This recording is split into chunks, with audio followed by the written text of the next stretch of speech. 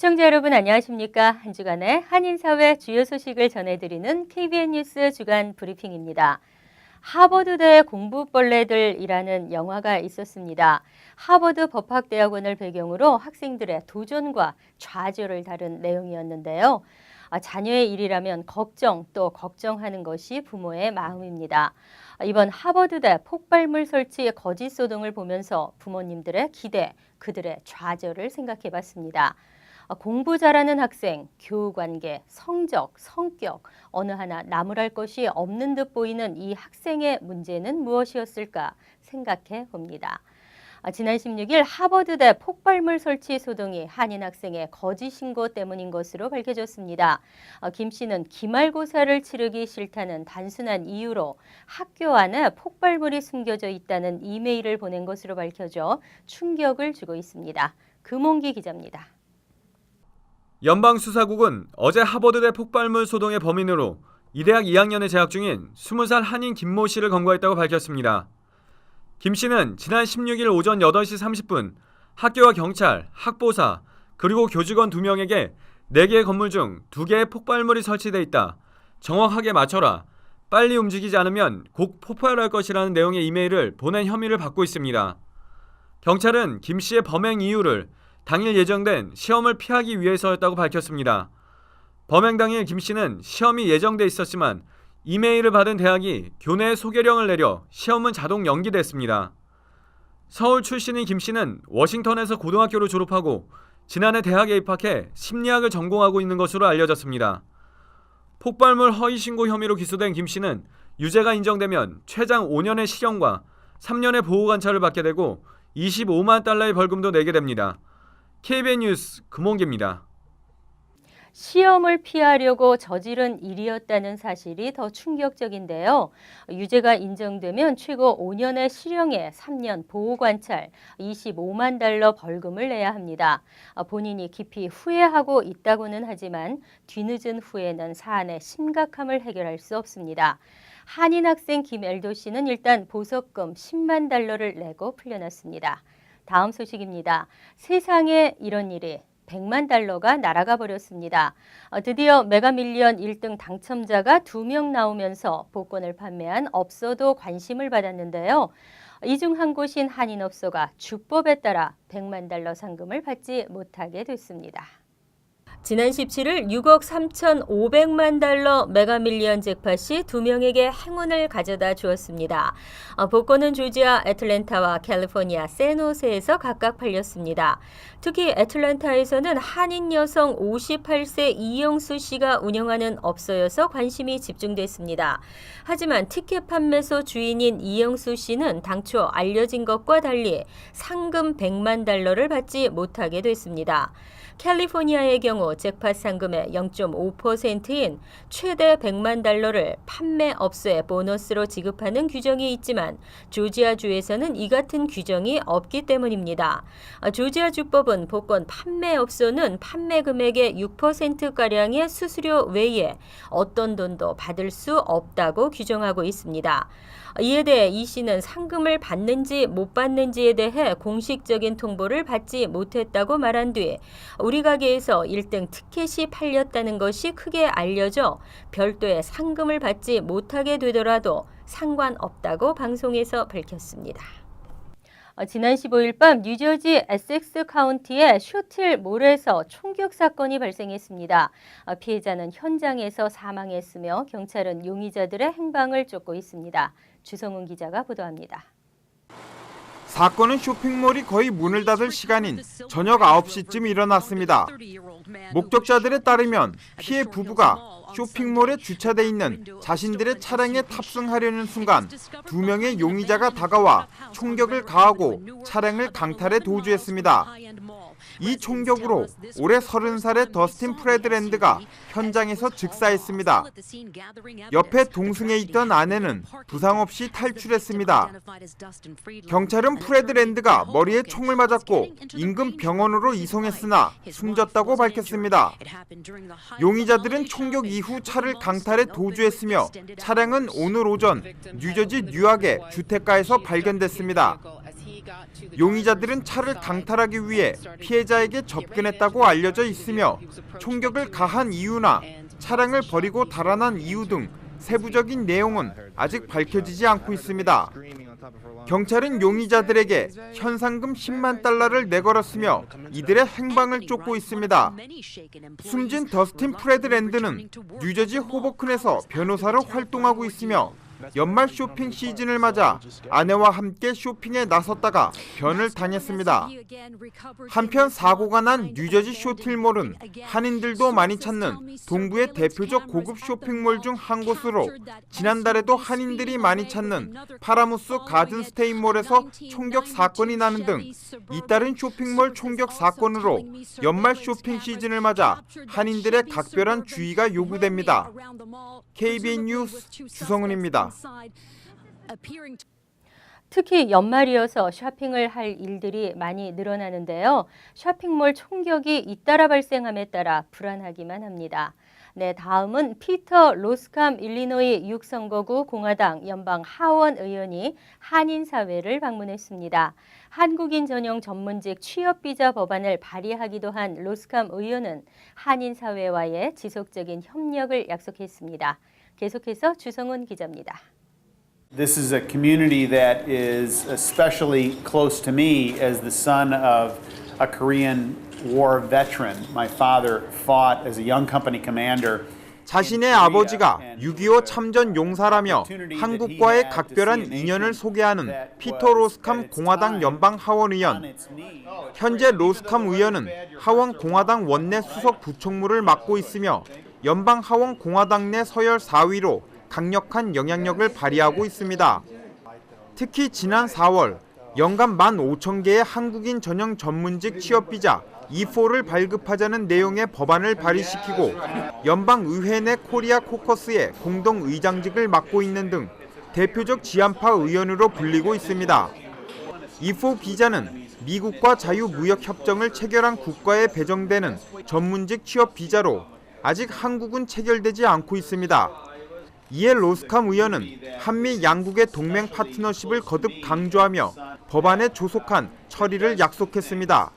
Its purpose is to enhance the number of visas for Koreans coming to the United States and to expedite that. And it's also to be viewed as an implementation of the free trade agreement. This is an opportunity for our two economies to grow closer and closer and closer together. 김동찬 시민참여센터 대표는 한국인 전용 취업 비자는 한인 사회 경제 발전에 큰 도움을 줄 수 있다며 내년 법안 통과를 위해 본격적인 후원에 착수하겠다고 말했습니다. 그렇게 되면 매년 15,000명의 전문 인력들이 우리 한인 커뮤니티에 늘어나고 그로 인해서 한인 커뮤니티도 그만큼 더 경제적 잠재 수요 그런 인원들이 늘어나기 때문에 우리에게 되게 중요한 그런 거라고 생각을 하고 그 부분들 좀 더 내년도에 어떻게 본격적으로 이제 캠페인에 들어갈 것인가 이런 것들을 이제 요청하고. 피터 로스캄 의원은 사실상 내년으로 연기된 연방 하원의 이민개혁 법안과 관련해서는 법안 통과를 위한 한인 커뮤니티의 지속적인 노력이 필요하다며 후원을 당부했습니다. KBN 뉴스 주성훈입니다. 지난해 8월에 시작된 불법 체류 청년 추방유예 기간은 내년 중간선거 직전이면 벌써 2년입니다. 오바마 행정부는 불법 체류 청년 추방유예를 내년에 갱신해줄 방침입니다. 포괄적 이민개혁안이 올해 안으로 성사될 것으로 예측해 그동안은 불체청년 추방유예 갱신에 대해 문제가 부각되지 않았습니다. 하지만 포괄적 이민개혁안의 성사 여부와 시기가 불투명해짐에 따라 최근 불체청년 추방유예 갱신에 관심이 쏠리고 있습니다. 세실리아 뮤노즈 백악관 국내 정책 담당 보좌관은 최근 현재 대통령이 백악관에 머물러 있는 한 추방유예를 갱신할 수 수 있을 것이라고 밝혔습니다. 2012년 8월 15일부터 시행된 불체청년 추방류의 초기 승인자들은 내년 중간선거 직전부터 다시 2년간 재승인을 받아야 합니다. 2012년 불체청년 추방류의 승인자는 약 13만 명입니다. 이민서비스국이 최근 발표한 불체청년 추방류의 승인 현황에 따르면 지난 8월 말 현재 전체적으로 46만 5,033건 가운데 45만 5,455건이 승인되고 9,578건이 기각됐습니다.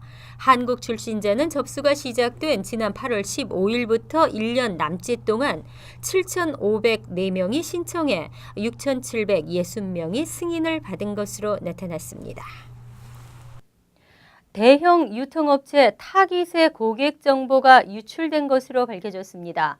지난 블랙 프라이데이 기간 동안 해킹당한 것으로 알려졌는데요. 타깃 측은 문제가 해결됐다고 했지만 연말 쇼핑 시즌을 앞두고 소비자들의 우려는 커지고 있습니다. 타깃 매장의 카드 페이먼트 머신이 해킹당해 전국에서 약 4천만 장의 크레딧 카드와 데빗 카드 어카운트 정보가 도난당한 것으로 밝혀졌습니다. 지난달 27일에서 이달 15일 사이 미국 내 타깃 매장에서 신용카드와 직불카드를 이용해 상품을 구매한 고객의 계정이 노출된 것입니다.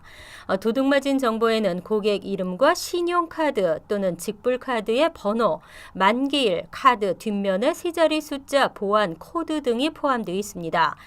타깃은 정보 유출 사실을 접한 즉시 관계 당국과 금융 관련 기관에 통보하고 시큐리티 전문 업체에 조사를 의뢰했습니다.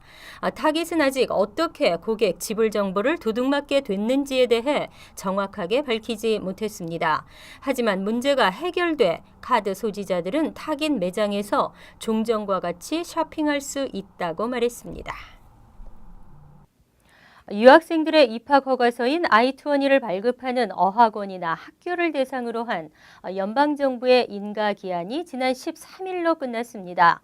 따라서 연방교육인증기관에서 인가한 학교에서만 I-20를 발급받을 수 있는데요. 인가 기한이 지난 학교 대부분이 학생들에게 제대로 통보하지 않아 피해가 우려되고 있습니다. 금홍기 기자입니다. 지난 2010년 불법 I-20 발급을 단속하기 위해 연방의회에서 제정된 영어교육 프로그램 인가법. 내년 1월 1일부터 시행을 앞두고 있는데 영어교육인증기관인 영어교육인증위원회 CEA나 교육훈련인증위원회 ACCET로부터 승인을 받지 못한 어학원이나 학교는 학생교환 방문 정보 시스템 서비스 등록이 전면 중단됩니다. 서비스 등록이 중단된 어학원이나 학교는 더 이상 I-20를 발급할 수 없게 되고 이미 발급된 I-20로 취득한 학생 비자도 만료됩니다. 대부분의 학교들이 인가가 거부된 사실을 학생들에게 제대로 통보하지 않아 피해가 우려되고 있습니다.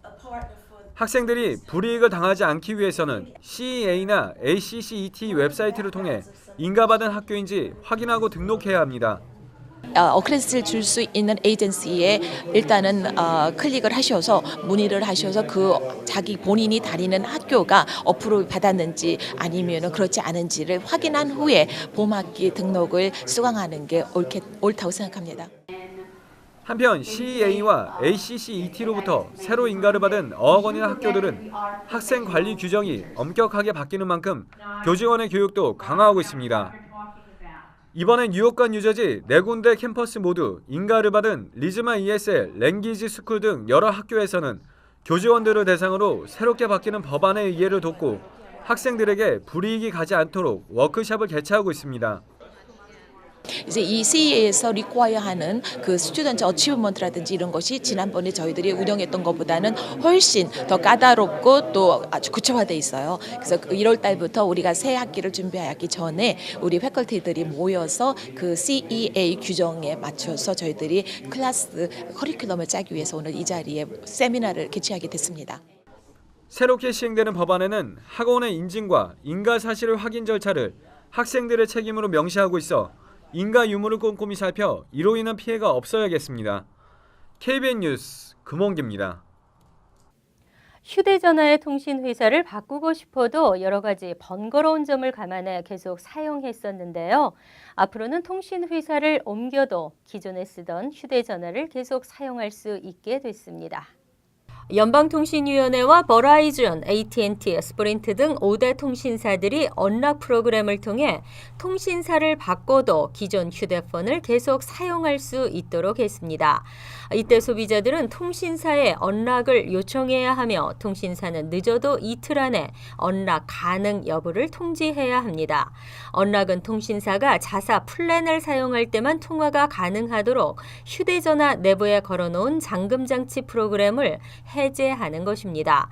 연방통신위 민용 클리번 커미셔너는 통신사와 맺은 계약을 문제없이 이행한 소비자들이 다른 통신사로 옮길 때 어떠한 제약도 없도록 하기 위한 것이라고 밝히며 소비자 권리를 보호하고 증진하기 위한 것이라고 설명했습니다.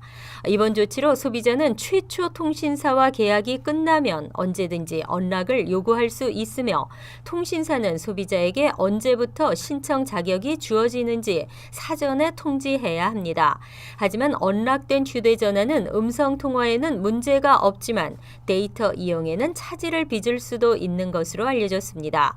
소비자 권익 옹호 단체들은 통신사와 연방통신위의 이 같은 결정을 환영했습니다. 다만 가입자 스스로가 언락을 할 수 있도록 절차가 보다 간소화돼야 한다는 입장을 나타냈습니다. 다음은 정치평론가 고성국 박사의 한국은 지금이 이어집니다.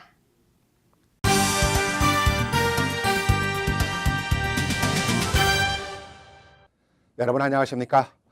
북한이 보수단체들의 반복 시위에 반발하면서 남한을 예고 없이 타격하겠다는 등 공갈협박성 전화 통지문을 보내는 등 한국 정부를 비난하고 나섰습니다.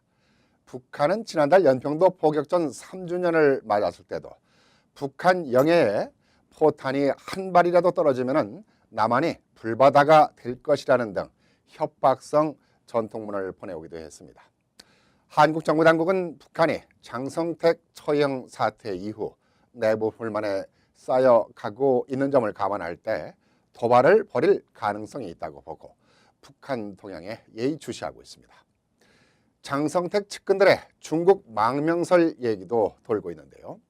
이러한 소식들을 한국의 정치평론가 고성국 박사와 함께 알아보겠습니다. 고성국 박사 안녕하십니까? 안녕하십니까? 예, 북한의 장성택 처형 이후 이에 따른 문제들이 연일 뜨거운 이슈로 떠오르고 있는데요. 장성택 측근의 상당수가 중국으로 망명했다는 얘기가 있어요. 예, 그렇습니다. 지금 장성택 처형 후에요.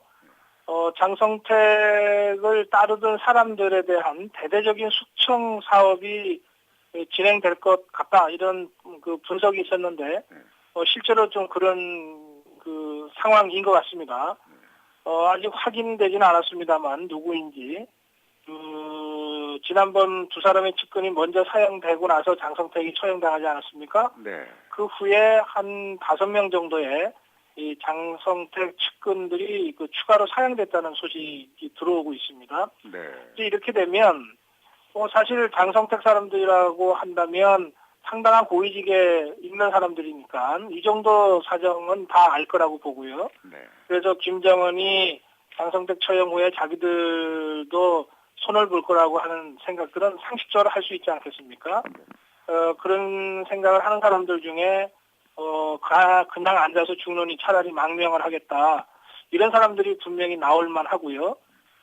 그런 사람들 중에는 상당한 고위직에 있는 사람도 있을 수 있는데 지금 나오는 얘기로는 한 70명 가까운 사람들이 그런 고위 간부들이 중국에 지금 망명 요청을 했다. 이런 소식이 들어오고 있습니다. 지금 우리 정부, 청와대는 공식적으로는 그런 일 없다. 그런 사실을 보고받은 바 없다. 이렇게 얘기하고 있는데 만약에 그 70여 명의 고위 인사들이 대규모로 중국의 망명을 신청했고 또 이 대한민국행을 바라고 있다면 그것은 북한과 중국과 우리 사이에 굉장히 예민한 외교적 문제가 되지 않겠습니까?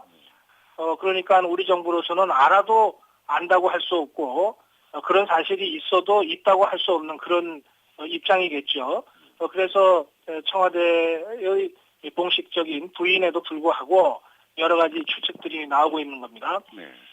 또 그런 추측들 중에는 그런 그 탈북 인사들을 우리나라로 데려오려고 하는 과정에서 우리의 군 비밀 요원들이 중국 공안과 약간 충돌이 있었다 뭐 이런 아주 구체적인 얘기까지 나오고 있어서 그냥 루머, 그냥 설은 아닌 것 같습니다. 한국의 국정원이 망명자 일부의 신원을 확보하고 있다는 얘기가 나오고 있기도 해요. 네. 그것도 뭐 아직 확인되지 않은 얘기입니다. 국정원은 공식적으로 그런 문제에 대해서는 이야기할 수 없다는 입장입니다. 말하자면 NCND 입장을 취하고 있는 것이고요. 그러나 뭐 아닐 땐 굴뚝에 연기 나겠느냐 뭐 이런 이제 얘기들을 많이 하면서 뭔가 좀 이 사실관계가 조금 있지 않겠느냐 이제 그런 상태에서 나오는 이야기 중에는 사실은 장성택 처형 이후의 망명이 아니고 작년 10월경에 이미 그런 그 고위 인사의 망명이 있어서 그 망명이 그동안은 비밀로 붙여졌지만 뭐 김정은 정권인은 다 알 수밖에 없는 일이니까 그 망명 때문에 오히려 장성택의 숙청과 처형이 앞당겨진 것 아니냐 이런 해석까지 나오고 있습니다. 그래서 제가 뭐 확인되지 않은 이 사실을 가지고 뭐 계속 이 해설을 해드릴 수는 없습니다만 지금 한국 내의 분위기만 객관적으로 전달을 한다면 장성택 측근들의 망명 뭐 그게 대규모인지 소규모인지는 몰라도 이것은 상당히 좀 사실에 가까운 그런 이야기가 아닐까 그렇게 저는 짐작하고 있습니다. 네. 자, 조금 전에 고성욱 박사께서 말씀하셨듯이 북한이 국가안전보장회의를 통해 남한을 예고 없이 타격하겠다는 등 공갈 협박을 하고 나서지 않습니까? 북한이 갑자기 이렇게 도발성으로 나오고 있는 이유가 뭔가요? 지금 김정은이 상당히 좀 코너에 몰리고 있는 것 같습니다. 엊그저께 있었던 김정일 그 2주기 이 행사에 김경희가 결국 나오지 않았거든요. 그리고 이 추도식에 나타난 김정은의 표정이 굉장히 화가 나 있고 흥분돼 있고 아주 험상궂은 표정을 짓고 있었습니다. 그러면 장성택을 처형한 직후에 바로 보란 듯이 여기저기 현장 시찰을 다니면서 뭐 파안배수하고 같이 수행한 측근들하고 그냥 웃으면서 박수치면서 했던 그 모습과 김정일 추모식이라고 하는 조금 그 성격이 다른 행사이기는 합니다만 이런 행사에서 김정은이 보여준 아주 그 화가 난 듯한 이런 표정 사이에 너무 차이가 크다는 거죠. 그래서 이것은 김정은의 성격이 뭐 아주 변덕스러운 것을 반증하기도 하지만 장성택 처형 이후에 북한 주민들이 상당히 그 김정은에 대해서 비판적인 그런 정서들이 지금 감지되고 있고요. 그런 그 북한 주민들의 반발을 누그러뜨리기 위한 가장 효과적인 방법이 김경희, 말하자면 장성택은 죽었지만 고모부는 죽었지만 고모는 건재하다. 그리고 그 고모가 여전히 조카인 김정은을 지지하고 있다. 이걸 보여주고 싶었을 텐데 그걸 결국은 김경희가 거부한 것 같거든요. 이런 데서 오는 어떤 초조함 이런 것이 이제 북한 주민들의 반발과 결합될 경우에는 김정은 체제에 심각한 위협이 되겠죠. 그러니까 이런 상태에서 뭔가 관심을 외부로 돌려서 남한에 대한 무슨 군사 도발을 한다든지 또는 남북 간의 군사적 긴장이 고조되면 그럼 북한 주민들이라 하더라도 장성택 처형에 불만을 갖지만 그러나 어떡하겠어요. 김정은 하자는 대로 따라갈 수밖에 없으니까요. 그런 그 국내적인 요인 때문에 지금 대남 군사 위협을 다시 재개한 것 아니냐 일단 이렇게 분석이 됩니다. 그런데 뭐 이런 말이 있잖아요. 그 짖는 개는 물지 않는다고. 지금 2년 전에 있었던 천안함 폭침 사건이나 또 연평도 포격 사건을 할 때는 북한이 예고하고 하지 않았잖아요. 몰래 들어와서 기습하고 갑자기 공격하고 그랬지 않습니까? 근데 이번에 NSC에다가 공개적으로 무슨 위협을 가한 것은 사실은 진짜로 공격할 의도는 지금 별로 없는 것 아니냐. 다만 대외적으로 과시하기 위해서 그리고 이런 위협을 통해서 북한 주민들의 동요를 막기 위한 이런 국내적인 측면에서의 공세 아니냐. 일단 이렇게 분석이 됩니다. 네, 말씀하신 것처럼 북한이 개가 짖어대는 소리로 끝나면 좋겠습니다만 문제는 북한이 어디로 튈지 모르는 집단이기 때문에 혹시나 개성공단을 가지고 또 장난을 하면 어떡하나 걱정이 되는데요. 개성공단은 북한이 외부 세계와 연결되는 어떤 면에서는 지금 유일한 이 창과 같은 역할을 하고 있잖아요. 네. 그래서 개성공단에 대해서 북한이 먼저 공단을 폐쇄한다거나 이렇게 다시 할 것 같지는 않습니다. 물론 예전에 개성공단 폐쇄됐을 때는 이른바 최고 존엄에 대한 모독 이걸 핑계로 해서 자기들이 폐쇄 절차를 밟아버렸는데요. 이번에 청와대 NSC에다가 군사적 위협을 하면서도 최고 존엄에 대한 위협을 이유로 들었거든요. 여기서 말하는 최고 존엄이라는 게 김정은입니다.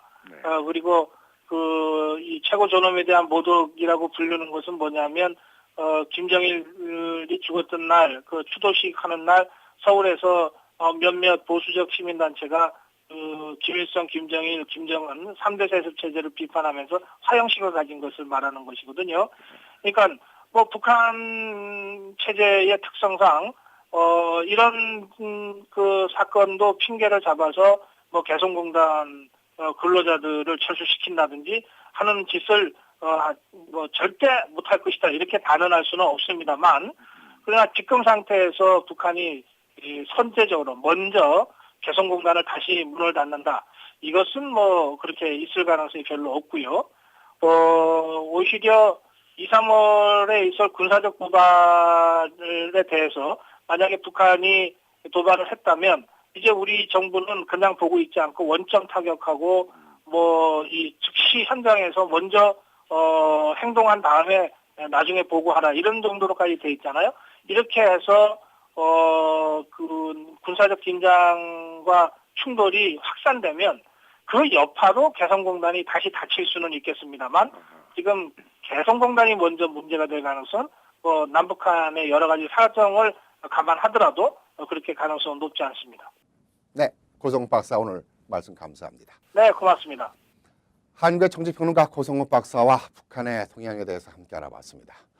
북한의 김정은이 집권한 지 3년째를 맞이하면서 1인 독재 체제를 만들어가기 위해 폭군의 형태를 보이는 등 예측 불허의 돌출 행동을 보이고 있습니다.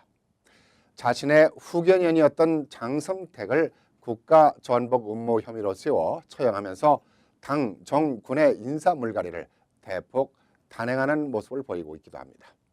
뿐만 아니라 남한에 대한 공갈 협박도 서슴지 않고 있어 한반도 정세를 불안케 하고 있기도 합니다. 고성국 박사의 말처럼 짖는 개는 물지 않는다고 하지만 개도 개 나름이기 때문에 안심할 수는 없는 것 같습니다.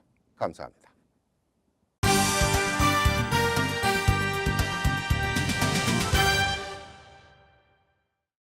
날씨가 많이 풀렸죠? 요즘 들려오는 따뜻한 이야기들이 우리를 훈훈하게 하는데요. 페이스북에 이미 1000여 명의 사람들이 좋아요를 클릭하면서 빠르게 전파하고 있는 영상이 있습니다. 지난해 겨울에도 홈리스에게 신발을 사서 신겨준 뉴욕 경찰의 모습이 우리를 감동시켰습니다. 이번엔 자신이 입고 있던 스웨터를 벗어준 뉴욕 경찰이 있습니다.